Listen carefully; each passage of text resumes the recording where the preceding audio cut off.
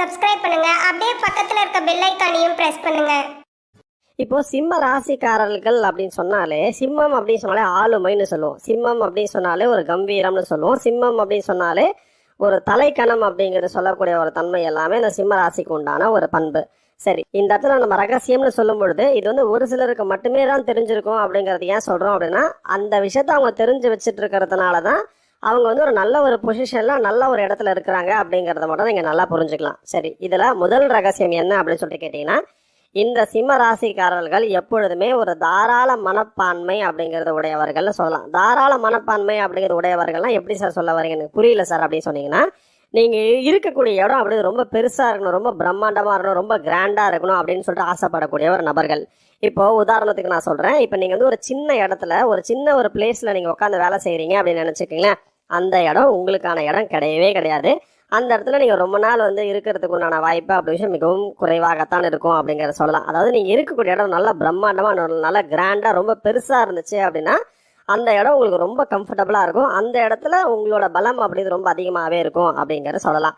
அதாவது உங்களுடைய ஜாதக அமைப்பு அப்படிங்கிறது வந்து பாத்தீங்கன்னா, உங்களோட ஜாதக அமைப்பு அப்படிங்கிறது சூரியன் அப்படிங்கிறது உங்களோட ஜாதகத்துல பலமா இருக்கணும். இது உங்களுக்கு எல்லாருக்குமே தெரியும். காலபுருஷனுக்கு 5ஆம் இடம் அவனது சிம்மம் அப்படிங்கிறதுனால இந்த இடத்துல வந்து 3 நட்சத்திரம் அப்படிங்கிறது வரும். ஒன்னு மக நட்சத்திரம், இன்னொன்னு பூர நட்சத்திரம், இன்னொன்னு உத்திர நட்சத்திரம்.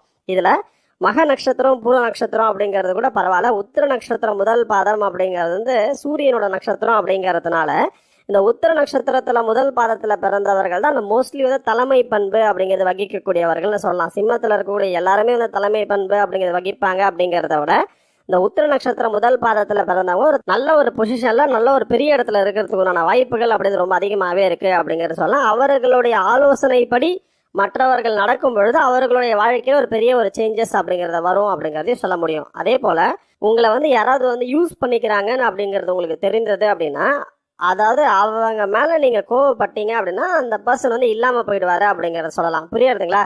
அதாவது ஒரு சிம்ம ராசிக்காரர் அப்படிங்கிறது ரொம்ப இரக்க குணம் அப்படிங்கிறது உடையவரா இருக்கிறாருன்னு நினைச்சுக்கீங்களேன். அந்த இரக்க குணத்தை வந்து நீங்க பயன்படுத்துறீங்க அப்படிங்கறது அவருக்கு தெரிய வந்துச்சு அப்படின்னா அந்த இடத்துல நீங்க இருக்கவே மாட்டீங்க. முதல்ல அதை நல்லா புரிஞ்சுக்குங்க. அப்ப வந்து இரக்க குணத்தை வந்து நீங்க பயன்படுத்திக்கணும் அப்படிங்கிற எண்ணம் அப்படிங்கிறது உங்ககிட்ட இருக்கக்கூடாது. சரிங்களா? அடுத்து ரொம்ப முக்கியமான ஒரு விஷயம் சொல்றேன். எந்த ஒரு விஷயமாக இருந்தாலும் அதுல முழுமையாகவே செயல்படக்கூடியவர்கள்னு சொல்லலாம். அதாவது கடமை தவறாதவர்கள்னு சொல்லலாம். எந்த ஒரு வேலையை நீங்க எடுத்தாலும் அந்த வேலையை முடிச்சுட்டு தான் அடுத்த வேலைக்கு போகணும் அப்படிங்கிற எண்ணம் அப்படின்னு உடைய ஒரு ஜாதகர்கள்னு சொல்லலாம். அது வந்து உங்ககிட்ட இருக்கக்கூடிய மிகவும் சிறப்பான ஒரு குணம். அடுத்து வந்து உங்ககிட்ட இருக்கக்கூடிய மிகவும் சிறப்பானது என்னன்னா விசுவாசம்னு சொல்லலாம். அதாவது நீங்க தான் வந்து ஒரு நல்ல ஒரு விசுவாசி அப்படிங்கிற சொல்லலாம். ஒருத்தர்கிட்ட ஒரு வாக்கு கொடுத்துட்டீங்க அப்படின்னா கடைசி வரைக்கும் அந்த வாக்கை காப்பாற்றக்கூடிய ஒரே ஒரு ராசி அப்படின்னு பார்த்தீங்கன்னா சிம்ம ராசிக்காரர்களுக்கு மட்டும்தான் அப்படிங்கறத சொல்லலாம். அதே போல இந்த நபர்களை பொறுத்த வரைக்கும் இந்த நபரை நம்பி நீங்க எந்த ஒரு செயல் அப்படிங்கறத வேணாலும் நீங்க செய்யலாம். அதாவது நம்பி அவர்களை கைவிடாதவர்கள்னு சொல்லலாம். கடைசி வரைக்கும் அவங்கள கைப்பிடிச்சி கடைசி வரைக்கும் அவங்கள கூட்டிட்டு போயிட்டு அவங்களுடைய டெஸ்டினேஷன் பாயிண்ட்ல வந்து ரீச் பண்ணக்கூடிய ஒரு தன்மை அப்படிங்கிறது சிம்மத்துக்கே உண்டான ஒரு குணம் அப்படிங்கறத சொல்ல முடியும். அதே போல இந்த ஜாதகரை பொறுத்த வரைக்கும் இந்த ஜாதகர் எப்பொழுதுமே ஒரு ஆர்டர் பண்ணக்கூடிய இடத்துல இருக்கணும் அப்படின்னு சொல்லி விருப்பப்படுவார். அதற்கான நிறைய முயற்சி வந்து எடுப்பாரு அப்படிங்கறது சொல்லலாம். மனம் தளராத ஒரு நபர்கள். அதே போல இந்த ஜாதகர் வந்து பாக்குறதுக்கு நல்ல கம்பீரமா ஆள் வந்து பாக்குறதுக்கு வந்து பாத்தீங்கன்னா ஒரு ஆணாக இருந்தாலும் சரி ஒரு பெண்ணாக இருந்தாலும் சரி நல்ல ஒரு ஜல்ஜாண்டிக்கா இருப்பாங்களே தவிர ரொம்ப சென்டிமெண்டான ஒரு பர்சன் அப்படிங்கறத சொல்ல முடியும். புரியுறதுங்களா? அதாவது இந்த ஜாதகரை பொறுத்த வரைக்கும் இந்த ஜாதகர் எந்த இடத்துலலாம் நேர்மையா இருக்கிறாரோ அந்த இடத்துல இந்த ஜாதகர் ஒரு மிகப்பெரிய ஒரு சக்சஸ் அப்படிங்கறது அடையறதுக்கு உண்டான சூழ்நிலை அப்படிங்கிறது இருக்கு அப்படிங்கறது சொல்லலாம். ஆனா இவர்களை சுற்றி இருக்கக்கூடியவர்கள் யாருமே இந்த நேர்மையா இருக்கிறதுக்கு உண்டான வாய்ப்பு அப்படிங்கிறது மிகவும் குறைவாகத்தான் இருக்கும் அப்படிங்கறத சொல்லலாம். அதே போல இந்த அமைப்பு பெற்றவர்கள் குடும்பம் அப்படிங்கிறது ஒண்ணு இந்த ஜாதகருக்கு அமைந்ததற்கு பிறகு அந்த குடும்பத்தினரை வந்து ரொம்ப பத்திரமா பார்த்து கொள்ளக்கூடிய ஒரு தன்மை அப்படி இந்த ஜாதகர்கள் இருக்கும். ஒட்டுமொத்த குடும்பத்தையும் விரும்பக்கூடியவர்கள் சொல்லலாம். அதாவது இப்போ ஒரு ஜாதகர் வந்து ஒரு பெண்ணை வந்து விரும்புறாரு, பெண்ணை வந்து கல்யாணம் பண்றாரு அப்படின்னு நினைச்சுக்கீங்களேன். அந்த பெண்ணுடைய குடும்பத்தையும் தன் குடும்பத்தை பார்த்து கொள்ளக்கூடிய ஒரு தன்மை அப்படின்னு சிம்மத்துக்கே உண்டான ஒரு குணம். இதே அந்த பெண் ராசியில ஒரு சிம்ம ராசி ஒரு பெண் இருக்கிறாங்க அப்படின்னா அந்த ஜாதகி கட்டாயம் கணவனுடைய குடும்பத்தை முழுவதுமாகவே எடுத்து அந்த ரெஸ்பான்சிபிலிட்டிஸ் அப்படின்னு எடுத்து செய்யக்கூடிய ஒரு தன்மை அப்படின்னு சிம்மத்துக்கு இருக்கும் அப்படிங்கறத சொல்ல முடியும். அதே போல அந்த சிம்மம் அப்படிங்கறது வந்து பாத்தீங்கன்னா எல்லாரும் நினைச்சிட்டு இருக்காங்க சிம்மம் அப்படின்னு தலைக்கணம் அப்படின்னு இருக்கும், ரொம்ப வந்து கடுமையானவர்கள் நினைப்போம். ஆனா அப்படி கிடையவே கிடையாது.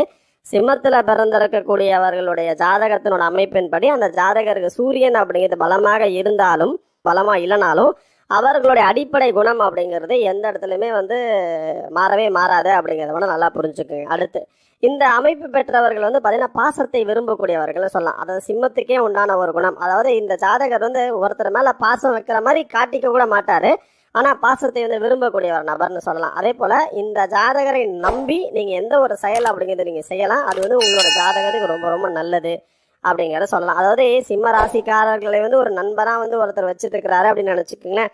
அந்த நபர் வாழ்க்கையில ஒரு நல்ல ஒரு நிலைக்கு வந்துடுவாரு அப்படிங்கிற சொல்ல முடியும். அதாவது இவர்கள் எப்படின்னு கேட்டீங்கன்னா, இந்த ஜாதகர் வந்து எதையுமே வெளிப்படுத்திக்கணும் அப்படிங்கிற எண்ணம் அப்படின்னு அந்த ஜாதகர் இருக்காது. அதாவது அவர்களுக்கு உண்டான வேலையை அவங்களுக்கு கரெக்டா வந்து செஞ்சு கொடுப்பாங்க. ஆனா அதை வெளிப்படுத்திக்கக்கூடிய ஒரு தன்மை, அதை அவங்க கிட்ட சொல்ற ஒரு தன்மை அப்படிங்கிறது கூட இந்த அமைப்பு உடையவர்களுக்கு வந்து இருக்காது அப்படிங்கிற சொல்லலாம். அவங்கள பொறுத்த வரைக்கும் வேலை முடியுதா அதை தான் ரொம்ப முக்கியம் வந்து பார்ப்பாங்க அப்படிங்கிற சொல்ல முடியும்.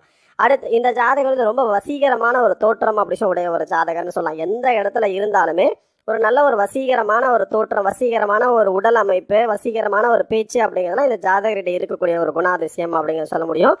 கோபம் அப்படிங்கிறது வரும்பொழுது நேர்மறையான எண்ணங்கள் அப்படிங்கிறது ரொம்ப அதிகமாகவே அந்த ஜாதகருக்கு வரும். அப்போ ஒரு கோபம் அப்படிங்கிறது வரும்பொழுது ஒரு முடிவு அப்படிங்கிறத நீங்க எடுக்காம இருந்துட்டீங்கன்னா மட்டும் உங்க வாழ்க்கையில நல்லா இருக்கும். ஏன் அப்படின்னா நீங்க ஒரு வாக்கு கொடுத்துட்டீங்கன்னா அந்த வாக்கை எப்படியாவது காப்பாற்றணும் அப்படிங்கிற எண்ணம் அவசியம் உடைய ஒரு ஜாதகர்கள் அப்படிங்கிறதுனால கோபம் வரும்பொழுது உங்களுடைய வார்த்தையை வந்து நீங்க சரியா வந்து பயன்படுத்துறது அப்படிங்கிறது ரொம்ப ரொம்ப நல்லது. அதே போல உங்களோட ஜாதக அமைப்பு அப்படிங்கிறது எப்படின்னு பாத்தீங்கன்னா, நீங்க வந்து ஒரு ரொம்ப த்ரில்லா இருக்கக்கூடிய விஷயம், அதாவது ரொம்ப எக்ஸைட்டா இருக்கக்கூடிய விஷயம் வந்து உங்களுக்கு ரொம்ப பிடிக்கும்.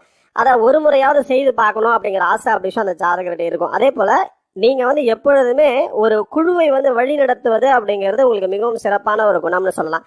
எந்த ஒரு டீமா இருந்தாலும் சரி, எந்த ஒரு குழுவாக இருந்தாலும் சரி, நீங்க வந்து நல்ல ஒரு வழி நடத்தக்கூடிய ஒரு தன்மையுடைய ஒரு ஜாதகர்னு சொல்லலாம். உங்களோட நகைச்சுவை உணர்வு அப்படிங்கிறது ரொம்ப நல்லா இருக்கும். அதாவது உங்களோட நகைச்சுவை உணர்வு மூலம் நீங்க என்ன விஷயத்த சொல்லணும்னு நினைக்கிறீங்களோ அந்த விஷயத்த ஈஸியா வந்து சொல்ல முடியும் அப்படிங்கிறத சொல்ல முடியும்.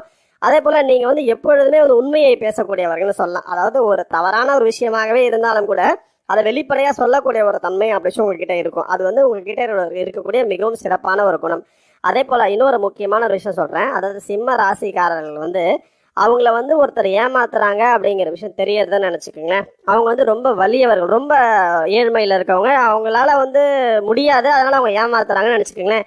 இவங்க அதை தெரிஞ்சு ஏமாறுவாங்களே தவிர தெரியாம ஏமாறவே மாட்டாங்க. புரியுறதுங்களா? அதாவது இவங்களை ஒருத்தர் ஏமாத்துறாங்க அப்படிங்கிறது கூட தெரியாமல் ஏமாறக்கூடிய ஒரு தன்மை அப்படி சிம்மத்திற்கு கிடையவே கிடையாது அப்படிங்கிறத சொல்லலாம். மோஸ்ட்லி வந்து பார்த்தீங்கன்னா சிம்ம ராசிக்காரர்கள் வெளியில வராம இருக்கணும் அப்படிங்கிற எண்ணம் அப்படி அந்த ஜாதகருக்கு இருக்கும். அதாவது நம்ம எதுக்கு இந்த இடத்துக்கு போகணும், நம்ம ஏன் வந்து இந்த விஷயத்துல நான் வந்து தலையிடணும் அப்படிங்கிற எண்ணம்லாம் அதிகமாகவே இருக்கும். ஆனால் ஒரு விஷயத்த எடுத்து அந்த விஷயத்த முடிச்சாங்க அப்படின்னா அந்த ஜாதகருக்கு ரொம்ப ரொம்ப நல்லபடியாகவே இருக்கும் அப்படிங்கிறத சொல்லலாம். அதே போல இந்த அமைப்புடையவர், அந்த சிம்மத்துல பிறந்தவர்களோட அமைப்பு அப்படிங்கிறது வந்து பாத்தீங்கன்னா எப்பொழுதுமே எந்த இடத்துலையுமே இவங்களை வந்து மறைச்சு வைக்கணும் அப்படின்னு மற்றவங்க நினைச்சாங்கன்னா அதை வந்து இந்த ஜாதகர்கிட்ட நடக்கவே நடக்காது. ஏன் அப்படின்னா அந்த மறைந்து இருக்கக்கூடிய ஒரு தன்மை அப்படின்னு சிம்மத்திற்கு கிடையவே கிடையாது. எப்படியாவது ஏதாவது ஒரு சூழ்நிலையில வெளிப்பட்டு தீரும் அப்படிங்கிறத கூட சொல்ல முடியும். புரியுறதுங்களா? உங்களோட ஜாதக அமைப்பு அப்படிங்கிறது மிகவும் பலம். அப்போ நீங்க எந்த இடத்துல இருந்தாலும் அந்த பலத்துக்கு உண்டான ஒரு தன்மை அப்படிங்கிறது நிச்சயமாக வெளிப்படும் அப்படிங்கிறத வந்து நல்லா புரிஞ்சுக்குங்க. உங்களோட திறமை அப்படிங்கிறது நிச்சயமாக இந்த உலகம் அறிய செய்யும் அப்படிங்கிறத சொல்ல முடியும்.